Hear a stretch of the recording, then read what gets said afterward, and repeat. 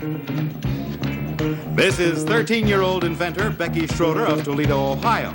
She holds U.S. patent number 3832556. See if she can stump the panel with her invention on What's My Line? Now,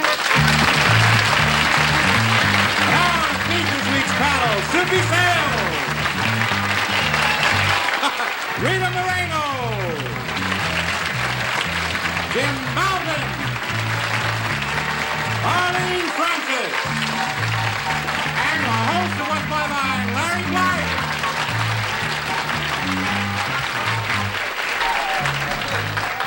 Good day, all bodies. How'd you do? We are gathered here today to have a couple of giggles. Jim, welcome back to the program. Rita, Thank you. welcome back. Thank Arlene, you. Sue, Thank hi. you, thank you, thank you. Well, I guess that about covers it, doesn't it? That does. Then why should we mess around? Would our first challenger enter and sign in, please?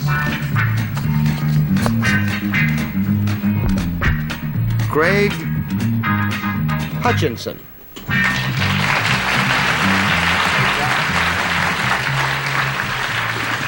Where are you from? West Point, sir. Okay. Panel, nobody's called me sir, especially my kids, in about 40 years. Panel, Captain Craig Hutchinson teaches 2 subjects at the United States Military Academy at West Point. One of his subjects is mathematics, and we'll show the audience what the other subject is.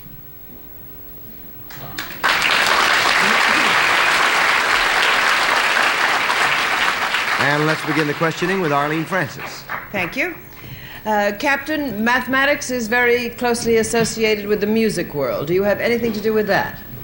A little bit, yes. Indirectly. All right. Indirectly. In that case, I can rule out that you teach any instrument. Yes. Do you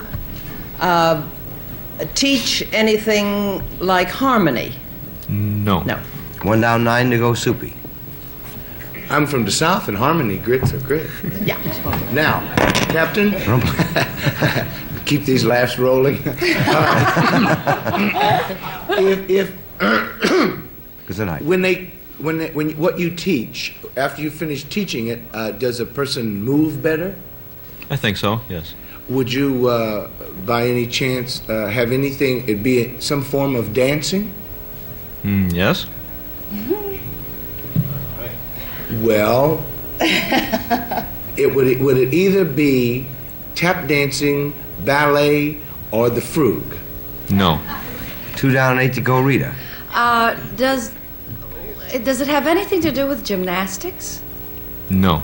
3 down, 7 to go, Jim.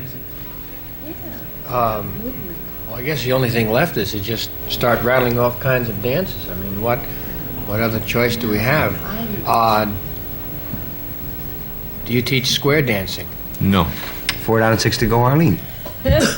Are you associated either with ballroom or Hawaiian dancing? Yes. Yes. Oh, what a choice. Soupy's ready. I'm waiting, Arlene. Oh, all right. I'm waiting.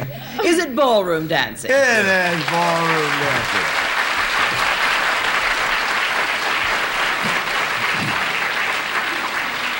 I must say, panel, that was an extraordinary effort. I never believed you'd get it that fast. Did you? No. Some nerve. Well, listen, how long have you been teaching ballroom dancing, and how long has it been in the curriculum at West Point?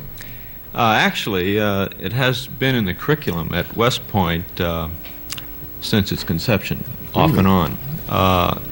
In the late 60s, they dropped it from its curriculum. And this last spring, the Cadet Hostess Office inquired if there was any interest for ballroom dancing, and surprisingly, there was a large amount of interest. How often do you give the classes? This fall now, we're teaching 4 times a week, 2 afternoon and 2 evening sessions. Holy cow, how many guys are taking it? We have to limit it. So we've got right now 100 cadets that are involved. They dance with each other? No. Well, how do you go about it? Where do you get partners from? Well, Lady Cliff, which is close to the academy there. What is it, Lady Cliff? Lady Cliff, yes. Lady Cliff. Is that a girls' school? Yes. They are our primary source. Then, in addition, we have some of the daughters helping out from the people at the military reservation, and then some of the secretaries provide. If you have only 100, how do you decide who's going to get to take the course? First come, first serve. That's a good way to do it.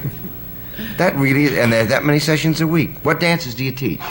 We're teaching the cha-cha, the rumba, the waltz, a little bit of polka, and the swing. No foxtrot, huh? No. Well, I know your wife Gertie is here with you, so would you be kind enough to give us a sample of your course? I think we could try. That's lovely. Lloyd, can we open the curtain, please?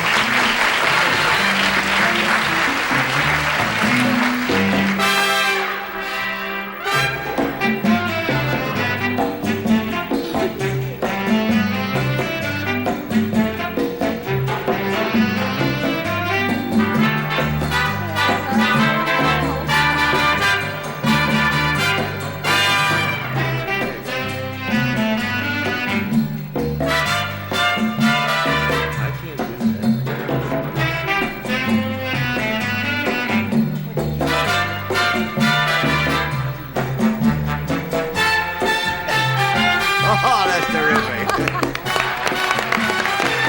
There we go, Sue.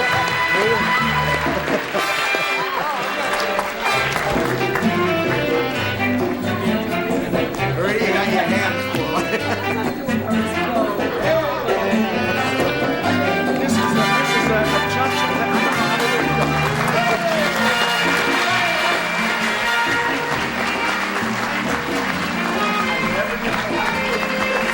We'll be back with more of What's My Line right after this dance. I only lead. I would have done better at that dancing if it had footprints on the floor. You know, they didn't. You don't lead good, Soup. That's all I can do. Okay, with our next challenger, enter and sign in, please.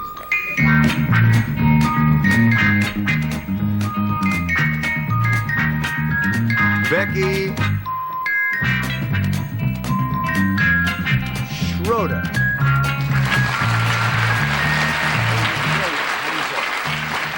How do you say? Good. That was right. Okay, where are you from?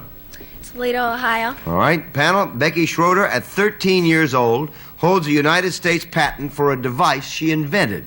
Her invention enables people to do something in the dark which heretofore could only be done in the light. We'll show the audience what Becky's invention allows people to do.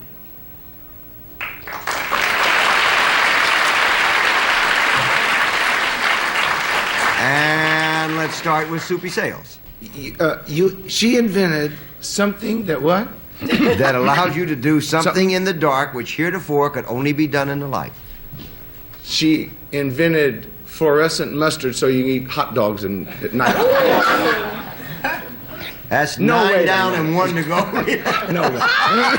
No. Becky, is this what you invented? Is it something that would be found around the home? Yes. When it's found around, it is something that enables you to do something in the dark, right? Yes. If it's around the home, would it be found in the kitchen? Could be. Could be. If it's dark. That's a Go into the kitchen. Is it something Could that... be. It could be found in the kitchen. Could it also be found in the living room? Could be. Is it bigger than a bread box? No. 1 down, 9 to go, Rita. Does it have a particular room in which it resides? Yes. It does. Well, not necessarily, Rita. It could be almost in any room, really. 2 down and 8 to go, Jim. Oh. You're sure about that? Yeah. Is it a... well, it seems to me that it could involve something other I than... see what she means. It does in Becky's case. In Becky's case, my question... Yeah, Well, I but don't generally understand it. speaking, not really. Okay. Jim? What you're trying to find out is what you can actually do. Yeah.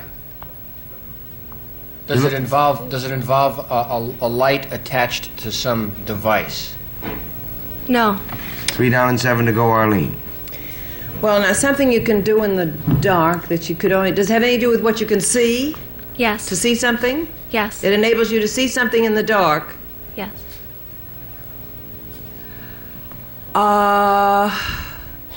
Let me see. In the theater, they have a little pencil with a light attached to it so you can write notes in the dark. Does it have anything to do with writing in the dark? That's what it has to do with.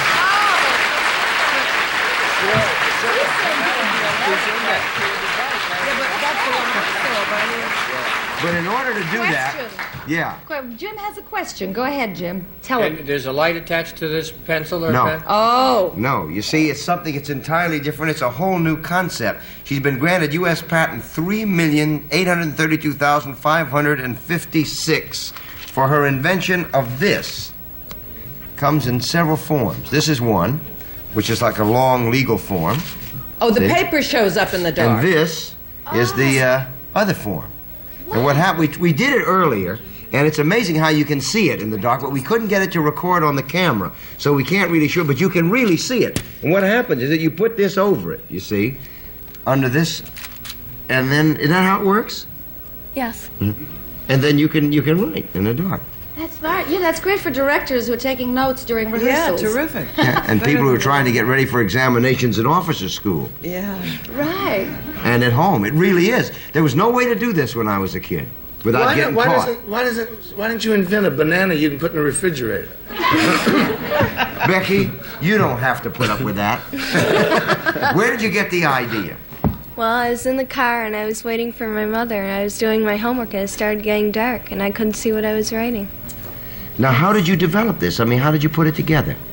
Well, my dad went and got some phosphorescent chemicals and I laid it out on the sheet and it worked. And then, now, how did you make the lines? What are they made of? Because they're corrugated. You can feel them.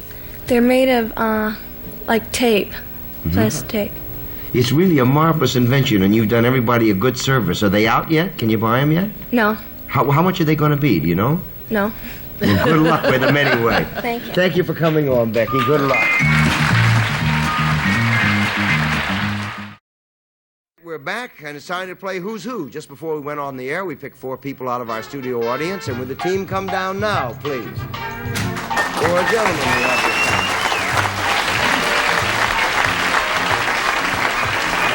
We have 4 speedy gentlemen. One is a hunter's guide, one is a brewery worker, one is a stockbroker, and one is a puppeteer. All you have to do is pass out the card so that each person is holding the card, which correctly states his occupation.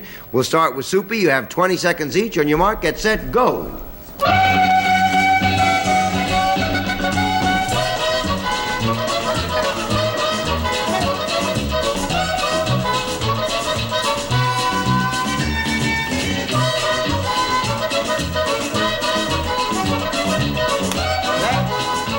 Correct. And here comes Rita Moreno.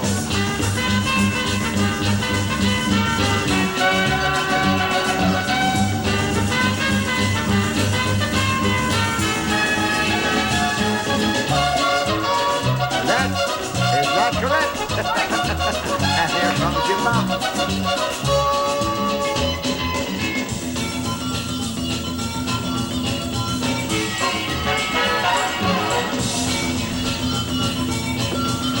That is also not correct.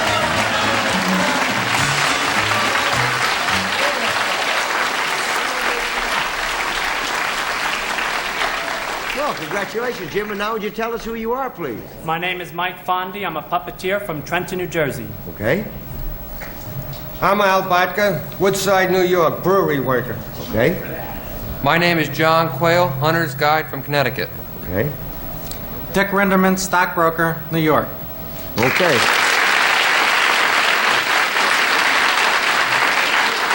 Gentlemen, you won $50, and we have a special gift for each of you, and thank you for playing Who's Who on What's My Line. Thank you very much. Each member of the Who's Who team receives Les Plus cotton towels and softly feminine flowers and stripes from St. Mary's fabulous playmaking collection of still named the Super Styles. Back to you, Larry. Okay, thank you, Chet Boone. We're back, and it's time now for the special feature of What's My Line, the appearance of our mystery guest, and that means that it's blindfold time, panel. So are they all in place? They certainly are. Then would our mystery guest enter and sign in, please?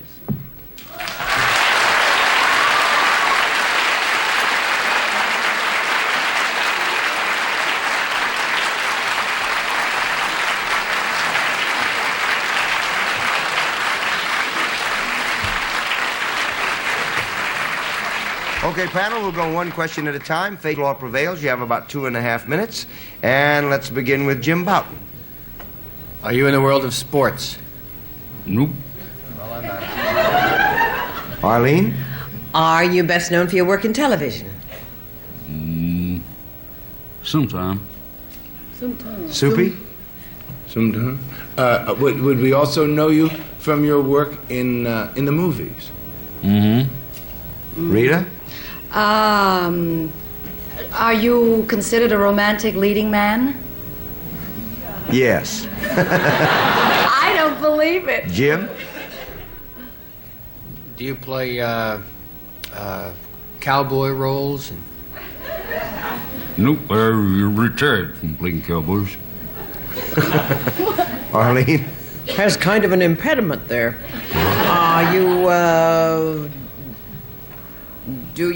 Have you appeared in a detective series of some kind? Yep. Soupy? Oh. Is this detective series, which type of movies? Is it a detective series on TV? One time. Rita? One time. Oh, golly. Let's see. Are you in town promoting something you're in at the moment? You bet your bibby. I thought Jim? Are you in town promoting a movie? Yep. Arlene? Now, let's see. so. Oh, boy. Is it Harrow House? Oh. Nope, wrong number. Soupy? Oh! Wait a minute. Yeah, me too. Is there something going on? I'm in the dark. What's going on here? Wait a minute. Everybody said me too. And said I just had a feeling. Is this a comedy? Nope. Rita? Does it have... Can I just say a name? If you do and you're wrong, you have to take your mask off and you're out of the game. Oh, that's no fun. Is it a film that's been produced by Dino De Laurentiis? Nope, don't work with them Italians. I thought I had... Jim? I need some of that fluorescent paper.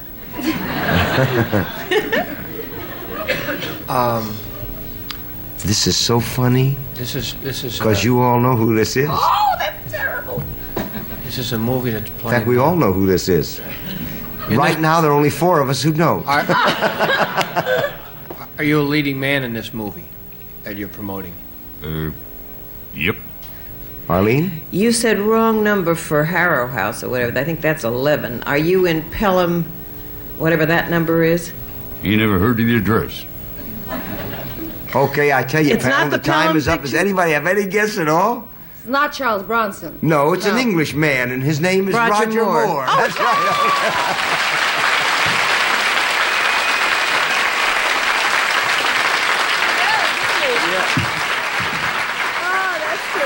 Well, I love it. We couldn't get rid of Gary Cooper. Me too. We couldn't get rid of Gary Cooper to save our lives. No matter what. That was marvelous. Well, I've worked with Clint Walker for a long time. Did you? What is the movie that you're here publicizing now? A film called Gold. Gold? Gold, G-O-L-D. What's it about? It's about diamonds, you see. It's about diamonds. Do you play gold? Yeah, the title role. I'm Big Teeth Gold. No, it's set in the gold mines in South Africa. We shot it, most of it 6,000 feet underground. Really? Is there, if you go down that far, is there pressure? Do you feel pressure on your ears? Yes, you drop 4,000 feet in 2 minutes, and you feel a lot of pressure, and you go down in a nasty black cage, and then you get into skips, and you're Into what? A skip. What's which that? is a long tin box, rather like a coffin, and 12 of you get in that. Oh, what fun. And you go down another, at 45 degrees for another 2,000 feet until you get down to 6,000 foot level. And then it is hotter than hell. Is there gold down there? Was there ever? That's why they're down there looking for it. Do they find any? The miners do. That's why gold is so expensive. Son of a gun. Listen, I thought that there were a lot of restrictions on South Africa now because of their political posture. Not from the point of view of making pictures. No. Really, you can go in there and do it. And you couldn't very well make a picture about gold mines in Wales, where they only have coal mines. No, you couldn't. You could do it in California, though, or in Colorado. Yeah, but they don't have the deep shaft. Excuse me, I'm sorry. They're not the deep 6,000 foot mines. Who else is in the movie? Susanna York, Ray Milland, Bradford Dillman, Sir John Gielgud. Is it an adventure? That's some cast. And a cast of thousands. Is it an adventure film? Very much so. It's Is there a high chase up and down suspense. No, we don't chase. We unleash an underground ocean in the mine, and this is a flood disaster for them. Holy cow, that's fascinating. Gold. When does this open, may I ask? Aren't you glad I did? Well, it's opening around the country Pretty soon. at different times. Oh, I see. Yeah, so it's hard to say. But Listen, how do they Roger, get the cables and everything down 6,000? With the greatest of difficulty. Yeah. In skips. Roger, thank you for being with us, and good luck with gold. Thank you. We'll be back with more What's My Line right after this message.